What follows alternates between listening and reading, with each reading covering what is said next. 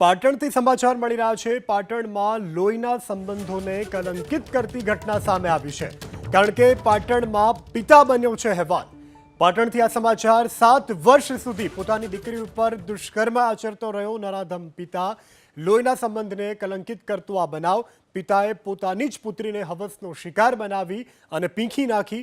7 વર્ષ સુધી હેવાનિયતને પણ શરમાવે તેવા હવસખોર બાપે પોતાની દીકરી પર બળાત્કાર ગુજાર્યો।